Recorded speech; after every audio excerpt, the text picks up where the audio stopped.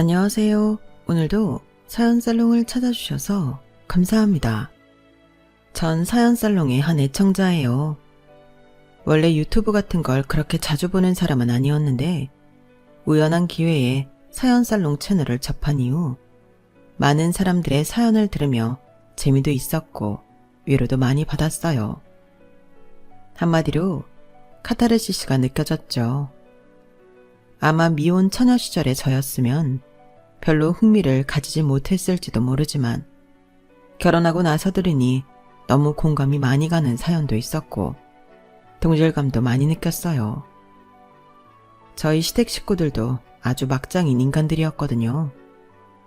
물론 처음에는 그런 기색이 전혀 없는 줄로만 알았어요. 저랑 저희 남편이 만나서 연애를 하고 결혼식을 올리기까지 그저 착하고 정 많은 분들인 줄만 알았거든요. 지나고 생각해보니 그 당시엔 어떤 기저현상도 없었다고 생각했던 일들이 조금씩 의심이 되기는 합니다만 당시엔 까맣게 모를 수밖에 없었죠. 저는 미국에서 대학을 나오고 첫 직장도 거기서 가지게 되었는데요. 미국에 살면서 여러 즐거운 일들도 많았고 제 커리어를 생각하면 큰 세상에 눈을 뜨게 되어 좋은 경험이었다고 생각해요. 하지만 모든 일이 그렇듯 미국 생활은 장단점이 분명했는데 은근히 인종차별이 있었다는 거예요. 특히 전 흑인과 아시아인 혼혈인데 때때로는 모멸감을 느낄 정도로 대놓고 인종차별을 당하기도 했었답니다.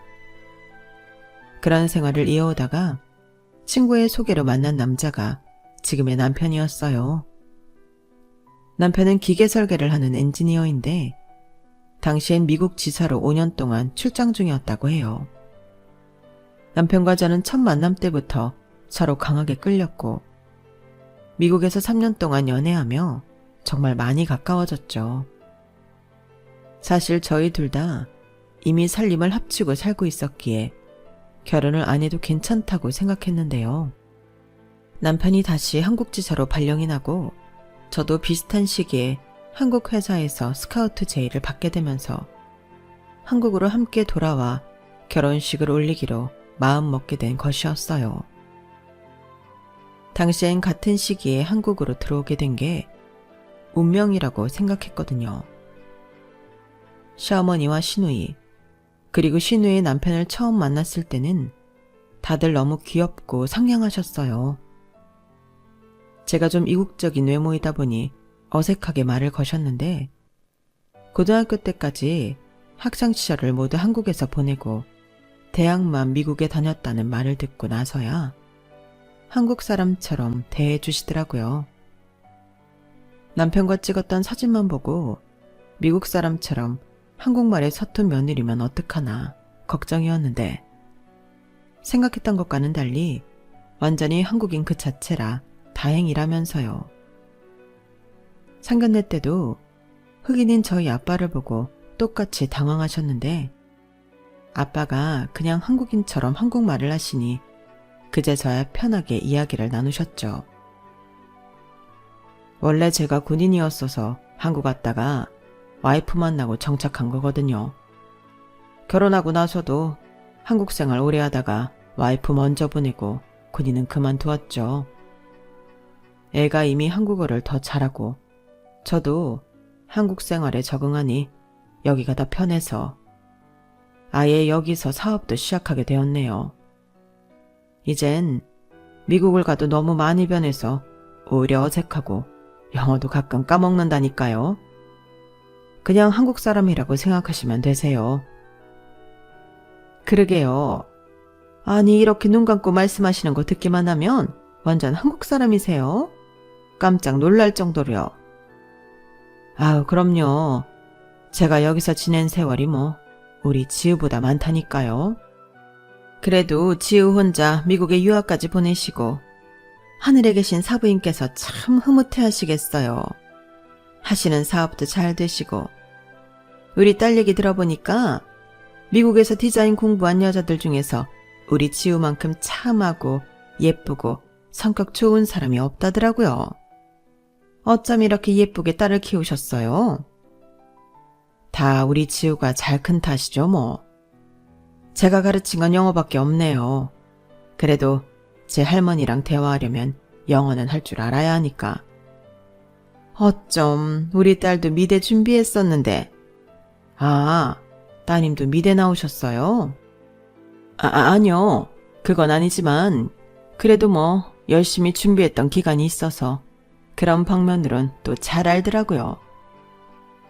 나중에 남편을 통해서 듣게 되었는데 신우이는 미대를 가려고 삼수를 했었다고 해요. 3번이나 입시를 하고도 원하는 학교에 들어갈 수 없었고 중국에는 2년제 전문대를 나와 취직을 한 거라고 하더군요. 상견례 자리에서 자기 이야기가 나오자 신우이는 민망한지 얼굴이 붉어진 채 시어머니를 툭툭 쳤어요. 이후의 이야기는 다른 주제로 넘어가긴 했는데 지금 생각해보면 그 이후로 신우이는 단 한마디도 말을 안 꺼냈던 것 같네요. 그리고 그게 계기가 된 것인지 아니면 제 존재 자체를 원래 탐탁지 않아 했던 건지 신우이는 결혼식이 끝나자마자 돌변하기 시작했어요. 자꾸만 혼자 저랑 기싸움을 하는 것 같았죠. 라면 하나를 끓여도 제가 무심결에 면을 넣으려고 하면 스프부터 넣어야 한다고 꼭 제지를 하고 갔어요. 과일을 깎을 때도 설거지를 할 때도 말이에요. 그리고 제 남편은 결혼식 3개월 이후에 중동으로 3년 동안 출장을 떠났는데 그때부터는 시어머니랑 둘이서 대놓고 절 괴롭히기 시작했습니다. 아니, 너 오늘이 제사인데 옷차림이 그게 뭐야? 오는 길에 얌전한 옷으로 갈아입고 오든가 했어야지. 네? 이 옷이 어때서요? 이거 그냥 회사 다닐 때 입는 세미 정장인데요. 그리고 제가 절하는 게 아닌데 왜 저까지 옷을 맞춰 입어야 해요? 너는 어떻게 된 회사원이 출근하면서 이렇게 시퍼런 옷을 입고 다닌단 말이냐? 그리고 절하는 거 아니면 뭐 이렇게 요상한 옷을 입고 요리해도 된다는 거야? 엥? 빨리 와서 전이나 붙이던지 해. 저는 제가 아까 배송을 시켰는데 그거 다 갖다 버렸다. 그래, 너 말 잘했다. 너는 어떻게 조상님 제사 드릴 음식을 배송을 시킬 생각을 한다니? 이런 거 하나하나 정성으로 해야지. 너는 남편을 저 먼 타지로 보내놓고도 간절함이 없어? 돈 벌어서 그딴 데 낭비할 생각하지 말고 조금이라도 더 부지런하게 움직일 생각을 해라. 저는 제가 중고등학교까지 한국에 살아서 스스로를 100% 한국인이라고 생각하고 살았는데 시댁 식구들을 만나고 나서 그게 아니었다는 생각을 처음 했어요. 저는 살면서 단 한 번도 제사라는 걸 들어본 적도 없었고 가족들 사이에서 누가 위고 누가 아래라는 개념 자체가 없었거든요. 집안이 마치 엄격한 회사 같았죠. 퇴근을 해도 새롭게 출근한 것만 같았어요. 시어머니와 시누이는 틈만 나면 절 불러다가 자기네 영업장 일을 시켰고 은근히 절 아무것도 모르는 온실 속 화초 취급을 했습니다. 입만 열면 귀하게 자라서 아무것도 모른다는 소리를 해대면서요. 울게, 수저를 죄다 이렇게 닦아 놓으면 어떡해? 여기 다 물기 자국 들러붙은 거 안 보여? 뜨거운 물 부어서 다시 닦아. 물기 자국 안 남게 닦은 거예요. 여기서 어떻게 더 깨끗하게 닦아요? 이 정도는 손님들도 모르세요. 어디서 꼬박꼬박 말대꾸야. 하여간 세상 물정 모르고 그저 돈 많은 아빠 덕만 볼 줄 아는구만. 요새 손님들이 얼마나 까탈스러운지 몰라? 오만 사진을 다 찍어서 블로그며 어디며 죄다 인터넷에 올려대는데 이런 거 더러우면 손님이 오겠냐고. 그러니까 깨끗하게 닦았잖아요. 다시 닦으라면 다시 닦아. 그리고 집에 들어가기 전에 내일 튀길 고기 미리 다 패고 가. 알겠어? 돈가스 집을 하는 시누이는 사사건건 되도 않는 꼬투리를 잡으며 절 부렸고 저는 시누이 가게가 돌아가는 사정을 속속들이 알 정도로 퇴근만 하면 그 집에 매여 살았어요. 시누이의 돈가스집 아니면 시어머니의 미용실이었죠. 덕분에 집에 들어오는 시간은 매일 10시나 11시가 넘은 시간이었습니다. 처음엔 저도 좋은 마음으로 일을 도와드리겠다고 시작한 건데 날이 갈수록 절 함부로 대하고 구박만 하니 저도 거절하거나 다른 핑계를 대기도 했어요.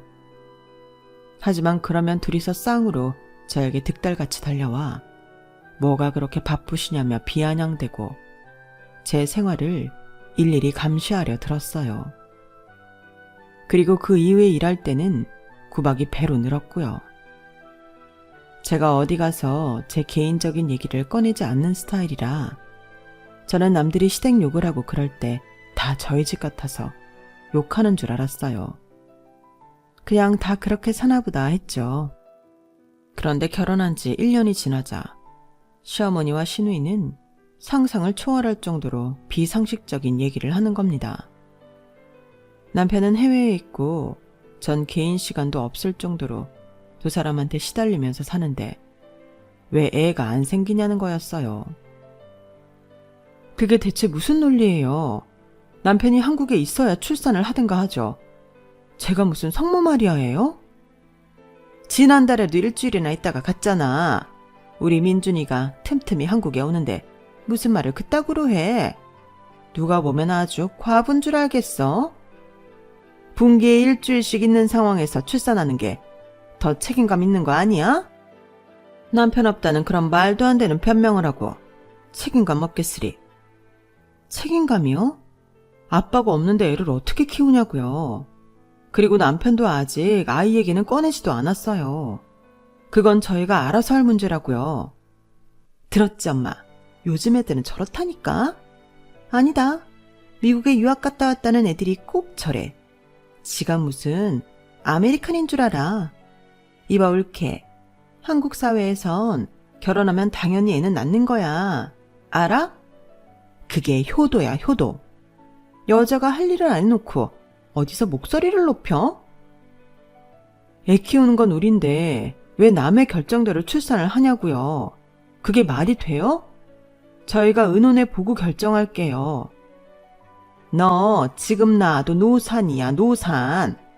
어른이 얘기를 하는데 말대꾸를 꼬박꼬박. 넌 어쩜 애가 이렇게 드세니?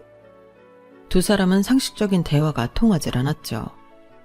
그러더니 자기네들끼리 이상한 결론을 지어버렸어요.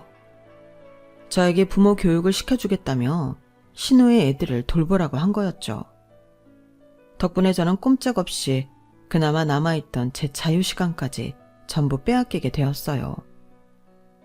신우의 애들은 둘 다 남자아이였는데 큰애가 7살, 작은애가 4살이었어요.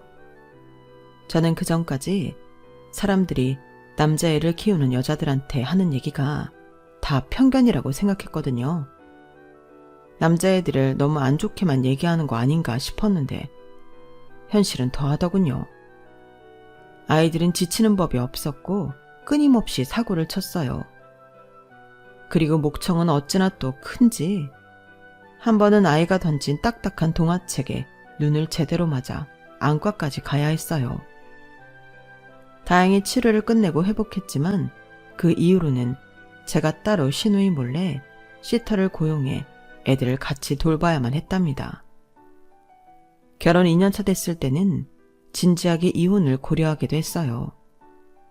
남편은 여전히 저에게 너무나 잘해주고 한 번씩 한국에 올 때마다 데이트를 하고 외곽으로 여행도 갔는데 얼마나 재밌게 놀았는지 모릅니다.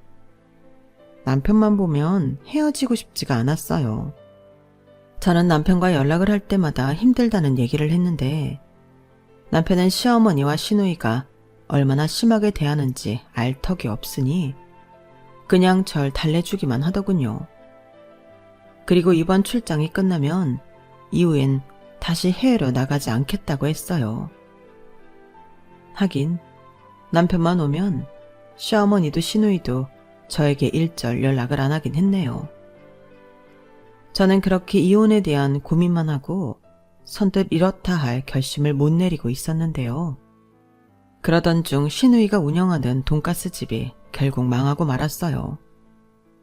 솔직히 저는 그럴 줄 어느 정도 예상하고 있었는데 신우이는 전혀 몰랐다는 듯이 허둥지둥 대더군요. 신우이의 돈가스 집은 30년 전에나 신도시였지. 지금은 젊은이들이 전부 빠지고 노년층만 사는 동네로 전락한 지 오래인 곳에 있었어요. 돈가스를 먹으러 올 젊은 사람이 없는데 신우이는 무려 3층짜리 건물을 돈가스 집으로만 운영하고 있었던 거예요. 그게 망하지 않고 백이겠나요? 대체 정신이 어디에 팔렸는지 육아에도 돈가스집 운영에도 관심이 없던 신우이는 설상가상으로 같이 일하던 매니저에게 제대로 뒤통수까지 맞았죠. 망하기 직전 가게돈을 거의 다 들고 도망갔다고 하더군요. 결국 신우이는 말 그대로 빚더미에 나앉게 되었어요. 그 금액이 자그마치 10억이었죠. 대체 어떻게 하면 그런 금액의 돈이 나오나 싶어 저도 깜짝 놀랐는데 어쨌든 저는 앞으로 돈가스집 일을 안 하게 되었다는 게 좋기만 했죠.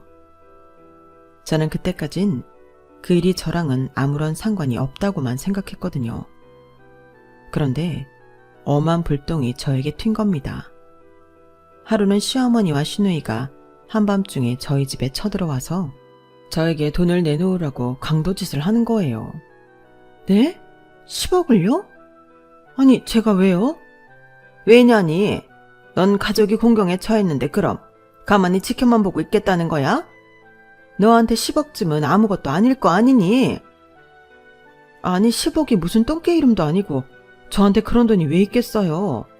가뜩이나 지금 제 일에도 집중을 못하고 미용실 일이며 식당 일이며 돈 안 되는 일만 하고 있는데요. 뭐라고? 지금 말 다 했어?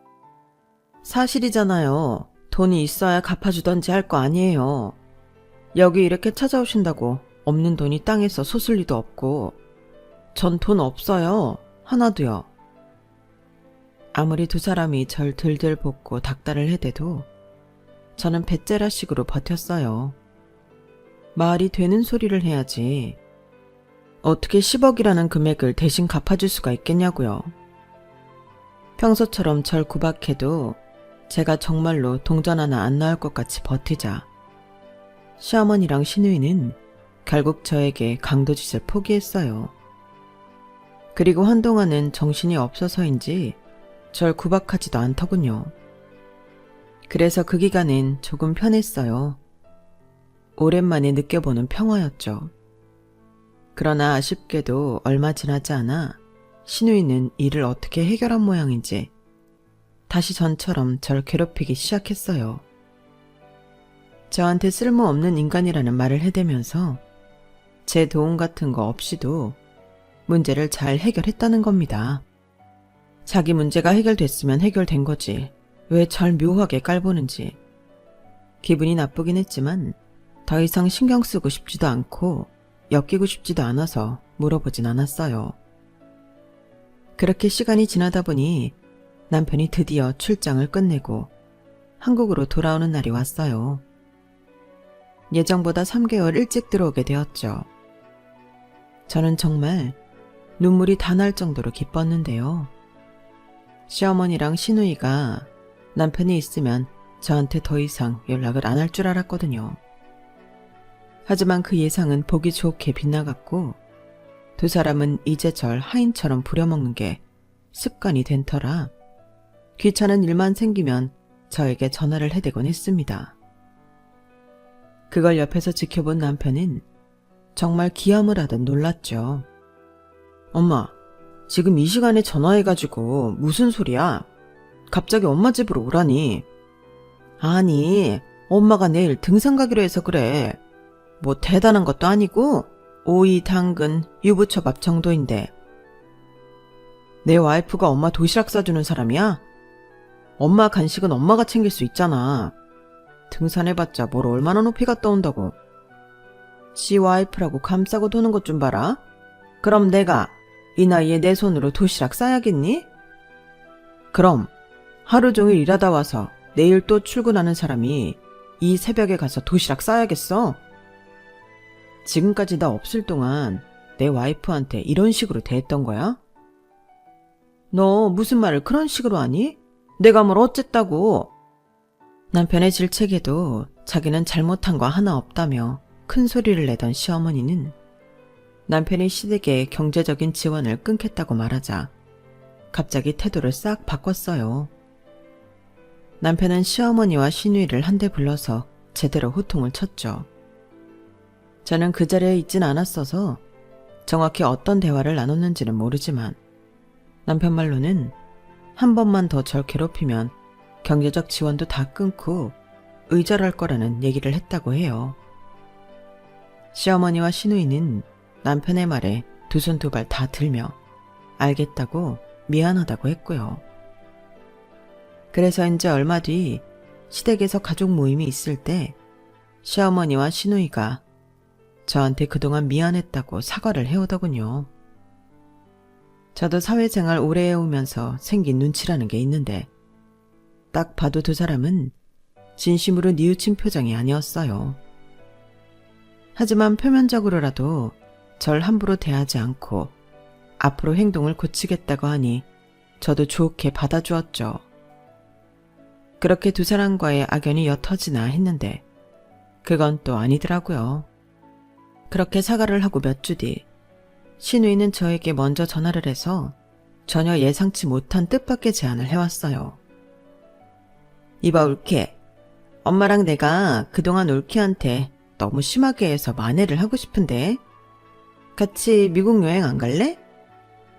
미국 여행이요?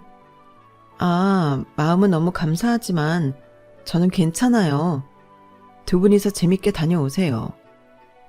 생각해보니 그동안 우리가 집안일이며 다른 일로만 대화를 나눠봤지 가족으로서 생활을 같이 한 적은 없잖아. 이런 기회에 같이 시간을 보내고 좋은 곳에 다녀오면 추억이 될 수도 있고 그간 쌓였던 안 좋았던 기억도 털어낼 수 있지 않겠어? 뭐 그거야 그렇지만 저는 여기서 일도 있고 그리고 우리는 영어도 잘 못하고 미국도 처음인데 올케는 미국 잘 알잖아. 우리가 경비는 다 될 테니까 같이 와줘. 엄마도 올케의 멋있는 모습을 보면 또 마음이 달라질 수 있잖아. 이렇게 멋있는 며느리한테 그동안 잘못했구나 하고. 그럼 같이 여행 가는 거다? 저는 순간 두 사람이 정말로 무슨 심경의 변화가 있긴 있었나 싶었죠. 여자들끼리 허심탄회하게 얘기를 나누자는 말에 저도 떨떠름하게 알겠다고 했고 저희 세 사람은 10일 동안 미국 여행을 하고 오게 되었어요. 그리고 LA에 도착하자마자 저는 두 사람한테 당했다는 걸 서서히 깨달아가기 시작했습니다. 두 사람은 영어도 못하고 해외여행도 처음이라는 핑계 하나로 10일 내내 절 노예 부리듯 부려먹었어요. 예, 이거 어디에 반납하면 되니? 저기 데스크에 내고 오시면 되세요. 잠시만요. 저 지금 체크아웃 하고 올게요. 아, 표지판이면 뭐며 읽지도 못하겠고 네가 좀 갖다 주고 오렴. 그냥 보이시는 저기에 가셔서 주기만 하면 되는데요. 제가 지금 결제를... 아우 몰라. 내가 다 늙어서 미국 사정을 어떻게 알겠니? 미안해. 올케, 그럼 갔다 오는 길에 나 와인 좀 한 병 더 시켜줄래? 이 와인 이름은 모르겠는데 너무 맛있네. 이거 그냥 저기 직원한테 시키시면 돼요. 나 영어 울렁증 있잖아. 이걸로 부탁할게. 지금 결제하는 거야? 그럼 여기 식사도 다 올케가 쏘는 거야? 세상에 고마워. 네? 아, 정신없어. 알겠어요, 일단. 우리 며느리 최고네. 우리 똑똑한 며느리랑 오니까 너무 편하고 좋다. 고마워. 그러게, 돈 많고 똑똑한 올케 정말 최고다. 두 사람은 전략을 바꾼 듯 웃는 낯으로 말로만 고맙다는 말을 남발하며 절 약올리듯 부려먹었죠. 그 속이 빤히 보이니 저는 정말 짜증이 나더군요. 그렇다고 진짜 두 사람을 버리고 올 수도 없는 노릇이고요. 그리고 일일이 다 맞받아치기엔 두 사람이 너무 유치해서 같이 말을 섞고 싶지도 않았어요. 그렇게 저는 10일 동안 한 달치 피곤을 얻는 채로 귀국했고 그 이후로도 두 사람은 뭐만 하면 부탁한다는 등 고맙다는 등 입에 발린 소리를 해대며 여전히 잘 부려먹었어요. 물론 남편이 돌아오기 전에 비하면 3분의 1 정도로 노동의 강도가 줄었으니 저도 그만하면 됐다 싶었죠. 그런데 예기치 못했던 불행이 저를 덮쳐왔어요. 저희 아빠가 뇌출혈로 갑자기 쓰러지신 겁니다. 다행히 그날은 저랑 남편이 아빠 집에서 식사를 같이 하기로 했던 날이라 아빠가 쓰러지고 몇 분 뒤에 저희 부부가 그걸 발견할 수 있었어요.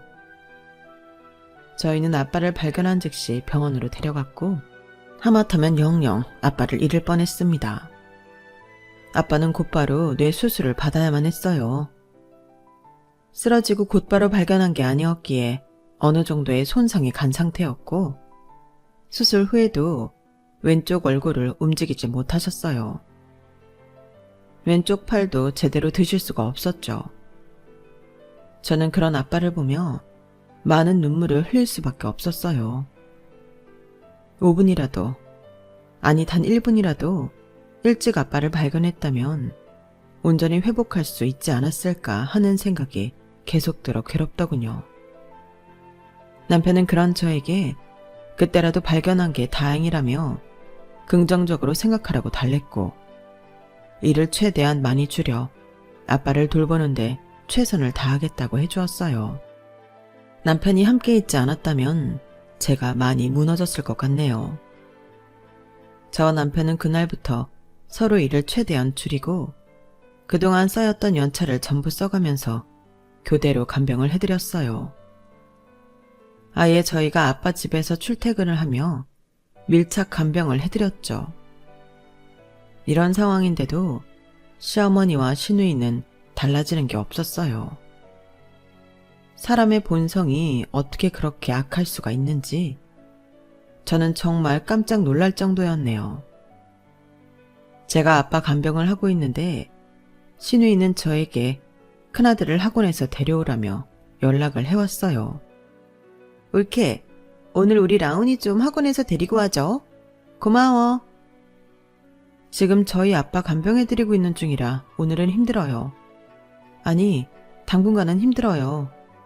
아빠 아직 제대로 회복 못하셨다고 말씀드렸잖아요. 그러니까 나도 지금 부탁하잖아. 우리 애 좀 데리고 와달라고. 전 그럴 수가 없는 상황이라니까요.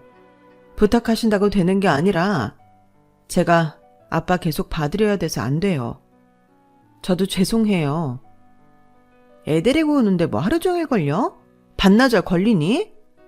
그거 잠깐 자리 비운다고 무슨 일 안 생겨. 이렇게까지 좋게 말했으면 너도 좀 들어 먹어야 할 거 아니야. 소리 지른다고 되는 게 아니라 전 못한다고요. 그거 얼마 걸리지도 않는 거 형님이 하시면 되잖아요. 뭐라고?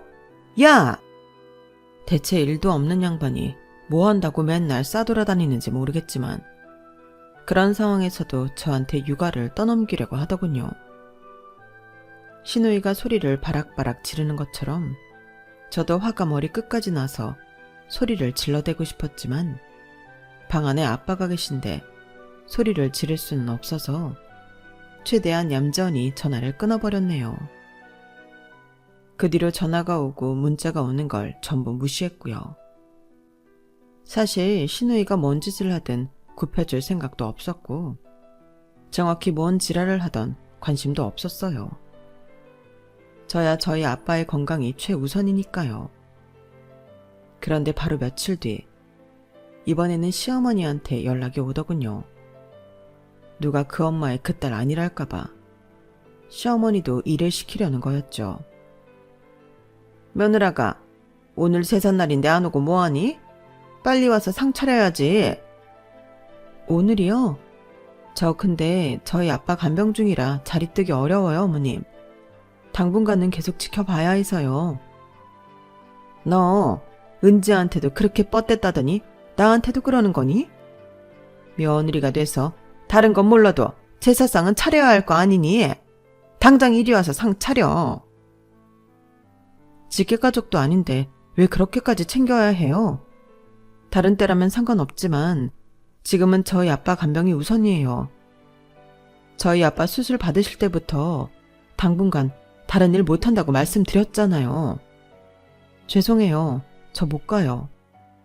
너 지금 어디야? 사돈집에 있는 거 아니야? 너 이딴 식으로 무책임하게 내빼면 내가 못 찾아갈 줄 알아? 우긴다고 되는 게 아니라요. 어머님, 적어도 남편 오기 전에는 저 어디 못 나간다니까요. 너 거기 딱 기다려. 시어머니는 제 말을 귀등으로도 안 듣고 자기 말만 해대면서 전화를 끊어버렸어요.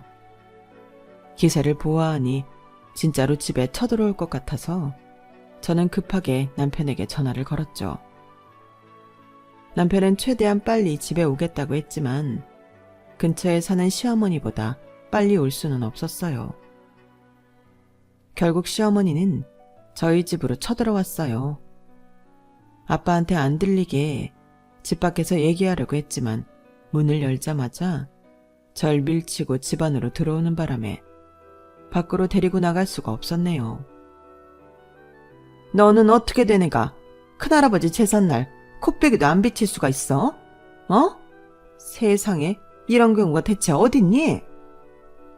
어머님, 목소리 좀 낮추세요. 제가 갑자기 이러는 것도 아니고 이미 다 말씀을 드렸잖아요. 사람이 아프다는데 어떻게 이러실 수가 있으세요? 너 아닌 게 아니라 내가 사돈어른을 좀 봐야겠다. 어떻게 딸내미를 이렇게 대바라지게 키웠는지 내가 오늘 아주 단단히 따져야겠어. 어머님, 멈추세요. 그만하시라고요. 제가 말리려고 했지만 시어머니는 나이도 있으신 분이 어쩜 그렇게 힘이 센지 안방문을 발로 뻥 차고 들어가 버리더라고요. 전 시어머니를 붙들고 질질 끌려갔네요. 아빠한테 이런 모습을 보이다니 얼마나 속상했는지 모릅니다. 저도 모르게 눈물이 핑 돌고 그간 서러웠던 게 전부 터지는 것 같았죠. 이보세요, 사돈. 지금 얘가 며느리가 돼가지고 시댁 제사상도 안 차리고 여기 와 있는데 이게 맞는 겁니까? 그만 좀 하시라고요. 어떻게 이렇게 몰상식하고 이기적일 수가 있어요? 지금 누가 이상한 건지 모르겠어요? 아픈 사람한테 이게 대체 무슨 짓이냐고요. 어머, 얘 소리 지르는 것 좀 봐. 너, 내가 그동안 너한테 미안하다고 사과도 하고 말도 좋게 해줬는데 감사하지는 못할 망정 이렇게 기고만장하게 구니? 어떻게 된 버르장머리야? 엄마, 지금 뭐 하는 거야? 얼른 나와. 때마침 도착한 남편이 기겁을 하며 시어머니를 데리고 나가려고 하는데 시어머니는 그런 남편에게도 똑같이 소리를 질러댔어요. 너는 왜 네 가족한테만 소리를 높여? 지금 천지분간이 안 돼? 어? 지금 사돈어른 앞이라고 얘 편드는 거야? 뭐야? 사돈어른 앞이던 와이프 앞이던 나 좀 쪽팔리게 하지 말라고. 어떻게 이렇게까지 사리분간을 못해? 지금 누가 봐도 말도 안 되는 짓거리 하고 있는지 진짜 모르겠어? 남편과 시어머니가 언성을 높이며 싸우는데 저는 그 모습을 눈물을 펑펑 쏟으며 보고 있었어요. 근데 그 순간 아빠가 한쪽 팔을 들어 절 부르시더군요. 제가 재빨리 눈물을 닦고 가까이 가자 아빠는 저에게만 들릴 만한 소리로 침대 옆 혁탁 맨 밑 서랍을 가리키며 서류봉투라고 말씀하셨죠. 갑자기 이게 무슨 뚱딴지 같은 소리인가 하고 서랍을 열어 서류봉투를 살펴보았는데 저는 순간 머리를 한 대 맞은 것처럼 큰 충격에 빠지고 말았습니다. 소란스럽던 머릿속이 딱 정리되는 것 같았죠. 저는 당장 시어머니 앞으로 가서 서류를 들이밀며 말했어요. 지금 이거 설명할 수 있어요? 10억? 그때 그 10억을 저희 아빠가 갚아주신 거였어요? 거울을 보진 않았지만 그때 제 얼굴은 저승사자 같았을 거예요. 그때 저는 살면서 처음 느껴보는 엄청난 분노가 일어났거든요. 시어머니는 갑자기 꿀먹은 벙어리가 된 듯한 표정으로 한마디도 못하고 입을 다물었고 굉장히 당황한 모습이었습니다. 시어머니도 뭔가 정확히 알지는 못하는 듯 하더군요. 남편은 제 손에서 서류를 낚아채 가서 한참을 믿지 못하겠다는 얼굴로 서류를 뚫어져라 쳐다봤죠. 엄마, 지금 이게 대체 뭐야? 나도 잘은 몰라. 네 누나가 사돈 만나서 해결했다고만 했지. 나한테 미주알 고주알 얘기한 건 아니다. 뭐라고? 저는 예전부터 친하게 지내던 옆집 할머니 할아버지께 잠깐 저희 아빠를 봐달라고 부탁하곤 즉시 서류를 들고 시누이 집으로 향했어요. 시모와 남편도 함께였고 저희 부부는 너무 화가 나 아무것도 들리지도 보이지도 않는 듯 했죠. 늦은 밤 갑자기 저희가 찾아가자 시누이도 놀라고 아주버님도 깜짝 놀란 표정이었죠. 시누이는 저희를 보자마자 짜증부터 부렸는데 제가 눈앞에 서류를 들이밀며 추궁을 하자 얼굴이 새하얗게 질려버리더군요. 그때 가게 다 말아먹고 생긴 빚을 저희 아빠한테 갚게 하셨나 봐요. 자그마치 10억이라는 거금을. 그래놓고 지금까지 1원 한 장도 안 갚으시고 저한테 5만까지 갑질이란 갑질은 다 하셨어요? 애들 육아를 저한테 다 떠넘기고 이 집 집안일까지 그동안 제가 다 해왔어요. 그런 줄도 모르고 저희 아빠가 이 돈을 다 갚아줬는데 어떻게 아빠가 아플 때 간병도 못하게 방해를 하실 수가 있냐고요. 알았으니까 조용히 좀. 어떻게 사람이 이렇게까지 못돼 처먹었어요? 네? 애들이 뭘 보고 배우겠냐고요. 자기 가족한테 돈이나 뜯어내고 갑질이라는 엄마한테. 이 돈 2년 동안 천천히 갚겠다고 써있는데 이미 날짜 다 지났잖아요. 당장 갚아요. 내가 책임지고 1원 한 장 안 빼먹고 다 받아낼 거니까 당장 변제 시작하라고요. 10억? 아니 그게 지금 무슨 소리세요? 가게가 망했다뇨? 누나 돈가스집 망한 거요. 매형 모르셨어요? 재작년에 가게는 망하고 매니저가 돈 들고 튀어서 빚만 10억 생겼었잖아요. 당신이 설명해봐. 지금 이게 다 무슨 소리야? 가게가 망했다고? 그럼 지금은 어디에서 일을 하고 있는 거야? 당신 나한테는 그런 말 하나도 없었잖아. 아니 그게 여보. 지금은 다른 사업을 구상하려고. 애들 육아랑 집안일을 시켰다는 말은 뭔데? 빚이 10억이나 있으면서 그럼 당신은 그동안 집안에 붙어있지도 않고 어디에서 뭘 하고 있었다는 거야? 지난달엔 직원들 회식시켜줘서 힘들다고 근처 모텔에서 잔다고. 모텔이란 단어가 나오자마자 모든 사람들이 직감적으로 깨달을 수밖에 없었어요. 시누이는 이제 얼굴이 하얗게 질리다 못해 팔다리를 덜덜 떨면서 한마디도 못하고 있었죠. 그리고 아주버님도 본인이 말을 하다가 깨달은 게 있었는지 단박에 시누이의 핸드폰을 뺐고 시누이의 손을 낚아채 잠금 장치를 풀려고 했습니다. 시누이는 발작하듯 하지 말라며 소리를 질러대고 몸부림을 쳤지만 남자인 아주버님의 힘을 이길 수 없었어요.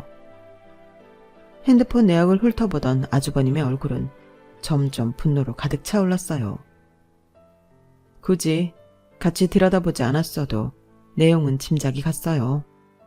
그동안 장사는 말아먹고 애들은 내팽개치고 이러고 다녔어? 한두 놈도 아니고 4명이나 만나면서? 당신이 나한테 어떻게 이런 짓을 해? 애 엄마가 다 늙은 인간들 만나면서 돈이나 뜯어내고 너 같은 여자한테서 애들이 뭐라고 배우겠어? 어? 그동안 나는 하나도 모르고. 아주버님은 충격이 큰지 말을 잇지 못하고 잠시 거친 숨을 몰아쉬었어요. 저는 혹시라도 차용증이 훼손될까봐 얼른 서류 봉투에 다시 넣어서 품에 간직했고 시누이가 버림받는 모습을 지켜보았죠. 당신 같은 여자랑 내일 당장 이혼할 테니까 그런 줄 알아. 알겠어? 뭐? 여보, 내가 잘못했어. 내가 이렇게 빌게. 갑자기 이러는 게 어딨어. 최서방. 한 번만 다시 생각하게. 날 봐서라도 한 번만 참고 다시 생각해봐. 애들 아직 10살도 안 됐는데 엄마도 없이 키울 건가? 애들 이미 엄마 없이 크고 있었잖아요. 이미 라온이도 하은이도 저랑 더 친한데요. 넌 입 다물어. 제가 틀린 말 했어요? 그리고 저한테 큰 소리 내시면 안 될 텐데요. 그래, 애들한테 당신 같은 엄마는 필요 없어. 아니, 애들 생각하면 오히려 당신 같은 여자는 멀리해야 돼. 빚이 10억인 것도 모자라 늙은이들이랑 불륜을 저지르면서 돈 받아내는 인간은 더더욱 안 돼. 내일 당장 이혼할 테니까 그런 줄 알아. 그리고 나도 당신한테 위자료든 양육비든 1원 한 푼도 빼먹지 않고 최대로 받아낼 테니 그런 줄 알아. 알겠어?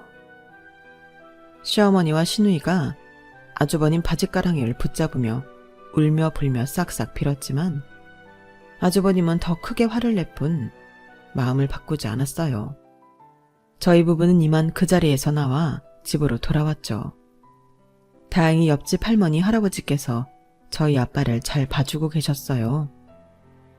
할머니께서는 옆집에서 다 들었다고 집안 문제는 잘 해결하고 왔냐며 절 걱정해 주셨어요. 그 말에 저는 또 눈물이 왈칵 쏟아졌네요. 남편은 나중에 건강식품을 챙겨 옆집 분들께 감사하다고 또 한 번 인사를 드렸다고 해요. 제가 한동안 정신이 없어서 챙기지 못했는데 남편이 대신 챙겨주어 다행이었네요. 아주버님은 정말로 바로 다음 날부터 이혼 절차를 착실하게 밟아 나가기 시작했고 시누이는 유책 배우자로 위자료는 위자료대로 부과되고 양육권까지 전부 빼앗기게 되었어요. 결국 시누이에게 지워진 빚은 더 커져만 갔죠. 그리고 저 역시 변호사를 선임해 시누이한테 제대로 추심을 하기 시작했습니다. 시어머니가 의외로 집을 팔아 시누이의 빚을 반 이상 갚긴 하더군요. 하지만 여전히 갚아야 하는 빚은 많기만 했고 시누이는 밤낮 평일 주말 가릴 거 없이 닥치는 대로 일을 하고 있다고 해요. 시어머니와 시누이는 조그만 월세방 하나를 얻어 둘이 함께 지내고 있다고 합니다. 남편이 시댁에 들어가는 모든 경제적인 지원을 끊어버리고 연을 끝내버리니 두 사람은 말 그대로 길거리에 나앉기 직전에 위태로운 상황이 되어버린 것이죠. 그런 근황을 들어도 하나도 불쌍하진 않았네요. 다 자기들이 저지른 죄값을 돌려받는 거니까요. 그러게 자기 주제에 맞게 성실하고 선하게 살았으면 그런 고생을 안 했을 텐데 참 악하고 어리석은 인간들인 것 같습니다. 그 난리가 있은 지 벌써 1년 반이 되었네요. 저희 아빠는 지금은 몸을 많이 회복하셔서 예전처럼 혼자 잘 움직이고 계세요. 나중에 말씀을 편하게 할 수 있을 정도로 회복하고 나서야 아빠의 얘기를 들을 수 있었는데 아빠는 제가 간병을 하고 있을 때 시누이랑 시어머니랑 통화하는 걸 전부 듣고 계셨대요. 상견례 때 일만 기억하고 있던 아빠는 그날의 기억이 너무 좋았어서 당연히 좋은 마음으로 큰돈을 빌려준 건데 나중에서야 제가 무슨 취급을 당하는지 알고서 엄청나게 화가 났다고 하셨죠. 몸이 마음처럼 움직이지 않아 표현을 못하셔서 너무나 답답했는데 저와 남편 그리고 아주버님이 두 사람을 제대로 응징하는 것을 보고서야 마음이 조금 풀어지셨다고 하더군요. 저희 부부는 혹시 모를 사고를 대비하기 위해서 저희 집으로 아빠를 모시고 살게 되었어요. 시도 때도 없이 일을 시키고 구박하는 시어머니와 시누이가 사라져서인지 저희 부부는 그 사건이 마무리되자마자 딸을 가지게 되었어요. 그리고 얼마 전 출산을 해서 아이를 돌보며 지내고 있고요. 아빠는 저희 딸이 태어난 이후로 훨씬 안색도 좋아지시고 건강해지신 것 같습니다. 앞으로도 지금처럼만 평화롭고 행복한 나날들이 이어졌으면 좋겠네요. 제 이야기는 여기까지랍니다. 여러분들도 항상 행복하시기를 바랍니다. 여러분, 사연 댓글에 응원과 현명한 조언 부탁드려요. 좋아요와 구독은 저에게 큰 힘이 됩니다. 오늘도 좋은 일 가득하세요.